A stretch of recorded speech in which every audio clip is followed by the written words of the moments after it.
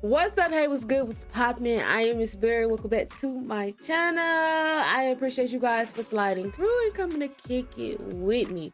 As you guys can see from the title, I'm cold, y'all. So, I mean, I know that's not on the title. I'm cold, so I got a hood and everything on. It is what it is besides the point. But as you guys can see from the title, I'm going to be reacting to the top 10 things of Elvis 2022 that they got factual, right and wrong. So basically this is pertaining to the movie. If you guys have not seen it, you need to see it now.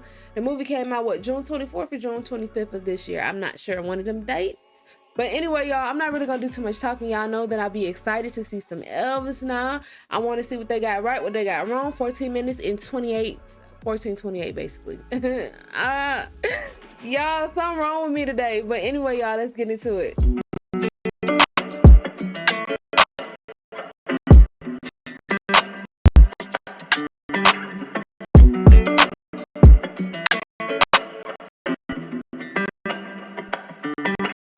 All right, y'all, let's get up into it.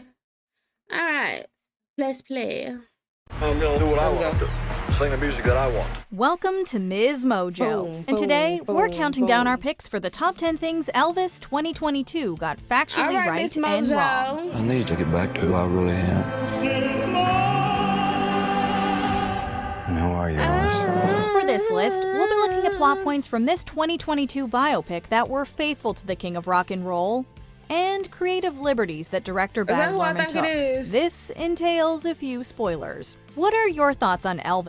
Guys, if you have not seen the Elvis movie, because she said it was some spoiler alerts, I don't want to spoil nothing for you. If you don't care, I don't care. But I mean, I'm being courteous. If you ain't seen the Elvis movie, I don't want to spoil nothing for y'all. But if you want to keep watching, both the film and the music legend himself. Let us know in the comments. Number 10. Colonel Tom Parker met Elvis during his carny days. Wrong. The film introduces Thomas Parker as a carny who stumbles upon his big break when he first hears Elvis. Saw his effect as he was singing on the audience, mostly of women, girls and women, and realized he had perhaps, this was perhaps the greatest carnival attraction on the planet Earth. Although it is true that Parker initially assumed that Elvis was black, the dawn of their professional relationship has otherwise been exaggerated. In the movie, Parker guides Elvis through a hall of mirrors to a Ferris wheel. It's here that Parker becomes Elvis's manager, sending them on an unstable carnival ride. Are you ready to fly? I'm ready.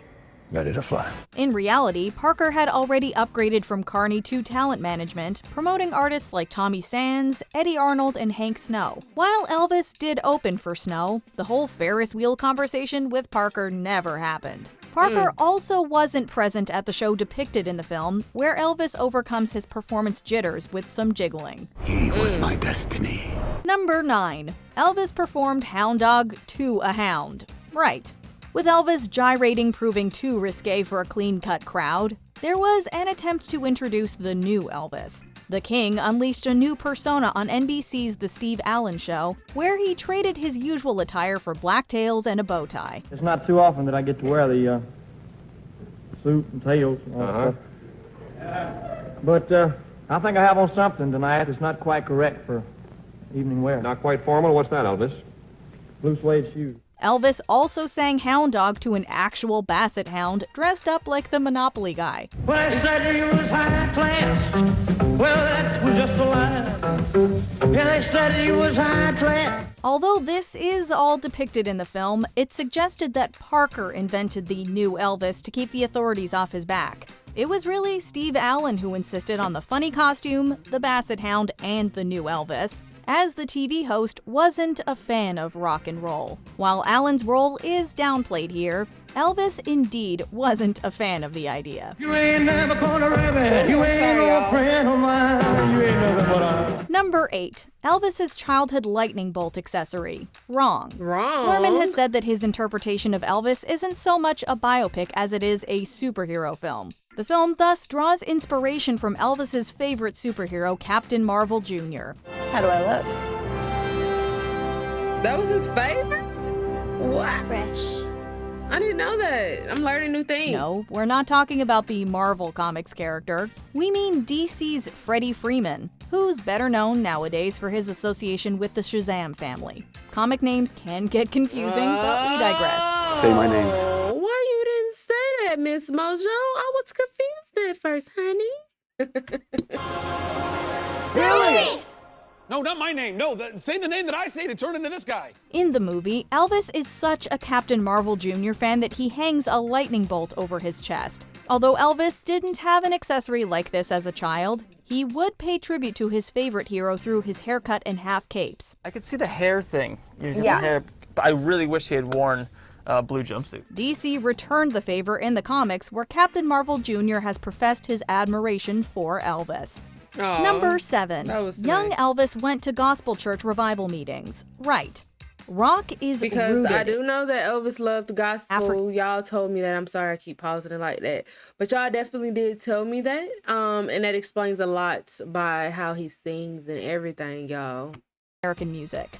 With Elvis being such an integral figure in popularizing rock, it's not surprising that he grew up surrounded by the sound in a black community. A time where the country was into racism and segregation, and here was a young kid. He was not afraid to go and be exposed to it so he could learn even more about it. Elvis spent the first 12 years of his life in Tupelo, Mississippi. At one point, his struggling family moved to a mostly black neighborhood where gospel church music helped plant the seeds for the performer within. Those Pentecostal preachers were pretty dynamic individuals, you know, back and forth across the stage and shouting and raising their hands and being very theatrical. Elvis remained respectful towards the African American community even after moving, although some would accuse Elvis of cultural appropriation. Others say that Elvis's music brought attention to a marginalized group. It's also been said that Elvis's music wasn't black, white, pop, or country, but something, quote, different. The American teen just knew it rocked. No white music had ever done that. In any case, Elvis knew he owed a debt to black musicians. Number 6. Priscilla's age when she met Elvis. Wrong. As depicted in the film, 14? Parker saw an opportunity when Elvis was drafted by the U.S. Army, believing it would settle his rebellious attitude. Parker even had the media present when Elvis got his Army haircut. And yes, Elvis met his future wife Priscilla Beaulieu while serving overseas in Germany. My father was stationed there, Air Force, and a man came up to me and said, "Would you like to meet Elvis Presley?" And I thought he was kidding. I said, "Sure." In the film, though, the two are made out to be roughly around the same age. In real life, Elvis was in his 20s while Priscilla was 14 when they met. Despite an age difference... I'm sorry, I keep hitting the mic. Y'all, like, this is not me passing any judgment, but how does this work? She was in his 20s and she was 14. She wasn't even an adult, like 4 years away from being a young adult. Like, how does this work? Do you just get the parents' consent? Or, you know, like that, okay, it's okay for him to date the daughter? Or, you know, I know it was back in the day, different times. I'm just honestly trying to figure out how this works out, because there is an age difference, and I am curious about how the hell that works. Excuse my French. But it's just me being curious, y'all. Please don't take it the wrong way or anything like that. Almost 10 years. The two spent a lot of time together until Elvis returned home. I couldn't really even see him as a movie star anymore, that he was so much deeper. Priscilla's parents allowed her to visit Elvis when she was around 17, and Priscilla moved to Memphis by the time she turned 18. The gates of Graceland opened up. It was everything that he described. It was bigger than life for me. Number 5. Parker was an illegal alien who changed his name. Right. For much of the film, Colonel Tom Parker is portrayed as an enigma. As Baz Luhrmann said the very first time I met him, he wasn't a colonel, he wasn't a Tom, he wasn't even a Parker. It's eventually revealed that he's a Dutch immigrant who came to the U.S. illegally, explaining why he doesn't want Elvis doing a world tour. Indeed, Elvis's manager was born Andreas Cornelis van Kock. Upon arriving in the States, he enlisted in the Army as Tom Parker, later being discharged. Parker gave himself the colonel rank while working on Jimmy Davis's governor campaign. When Elvis wanted to take his act to Japan, Australia, and beyond, Parker reportedly told him, quote, "If you go, I'm not gonna go with you." But he knew that he could do whatever he wanted to, and nobody told Elvis Presley what to do, because he was a very strong person, and we had a great relationship. But I took care of mine, he'd take care of his. While it's hard to say if the authorities ever blackmailed Parker, his true nature didn't become public knowledge until after Elvis's death. He was both a genius and a scoundrel. He was both a very disciplined man and also a guy that you might want to check your wallet to see if you still have all those 5s and 10s. Number 4. How Elvis's 1968 comeback special went down. Wrong. 1968 was a crucial year for Elvis, with his televised comeback special marking his first live performance in 7 years. I'm sorry, I'm looking at Elvis. Although the film gets certain details about the special right, much of this chapter is tweaked for dramatic effect. While Elvis grew more enthusiastic about the project after talking to producer Bob Finkel, they didn't meet at the Hollywood sign. Parker was resolute about having at least one Christmas song in the special, but there wasn't an entire holiday set built that Elvis brushed off at the last second.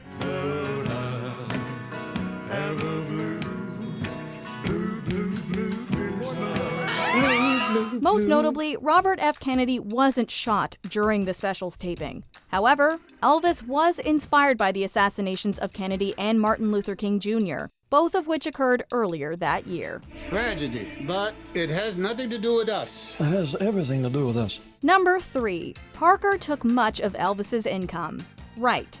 There are some who'd make me out to be the villain of this here story. I'm about to go knock Some them say that glasses Elvis off his might not have nose. become a superstar without Parker. Others say that Parker held Elvis back, resulting in I'm about to go star fading far too soon. Whoever said that, that's fine. They can say what they want to. What I did to the video, y'all? If they What I know didn't so do. much, they ought to go into management business. While the film seems split down the middle I'm about sorry. Parker, Lerman I'm about to go knock the glasses off his face.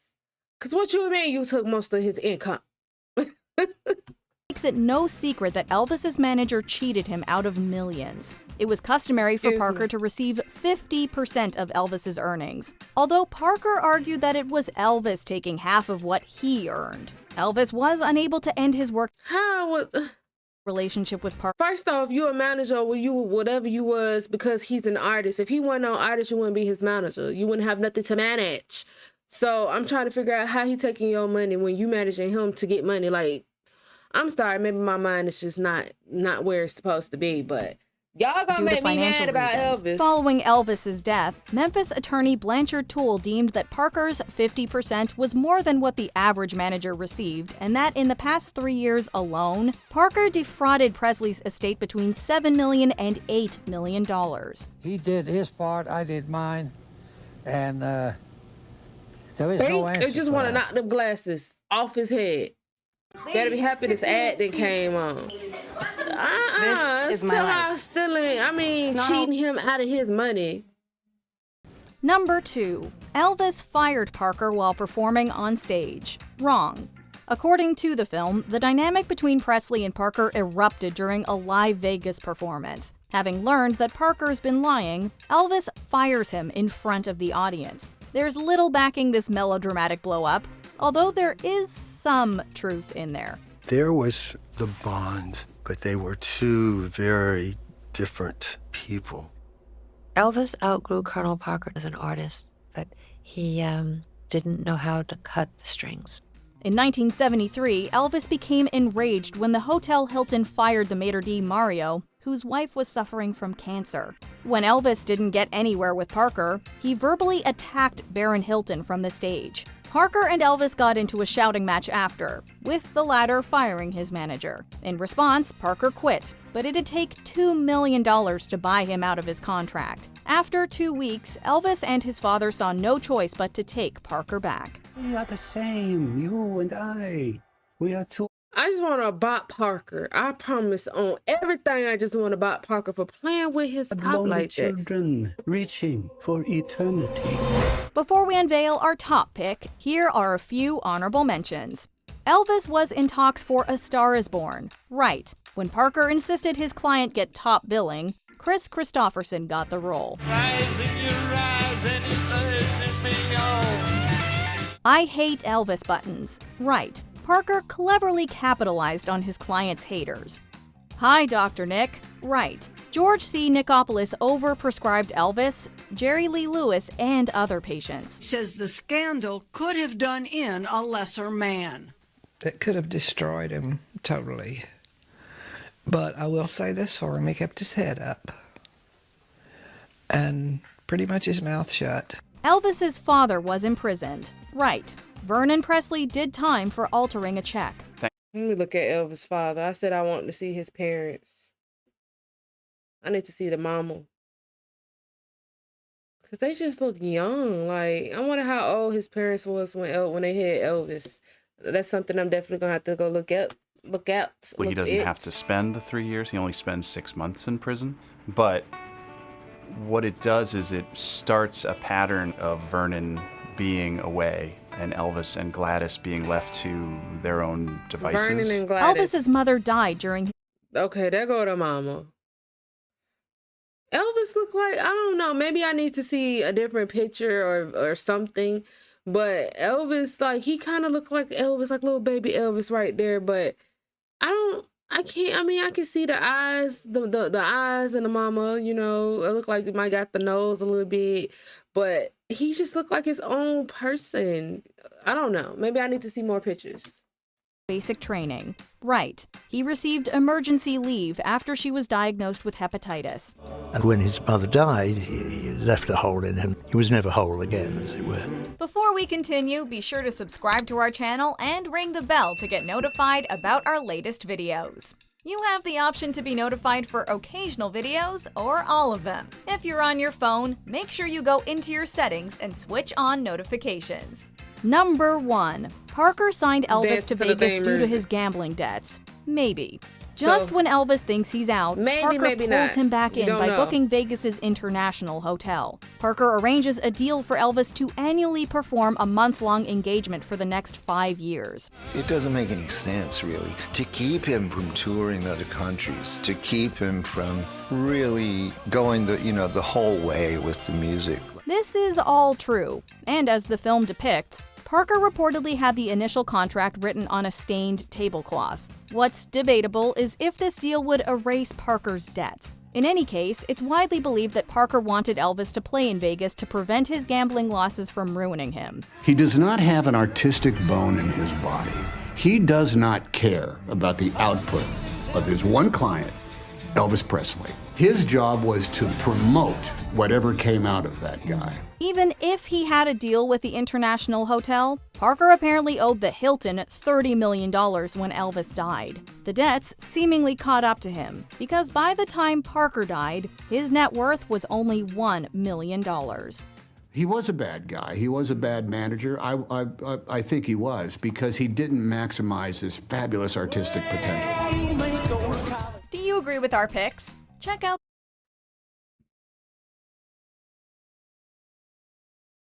All right, y'all, so we're gonna end the video right there like that.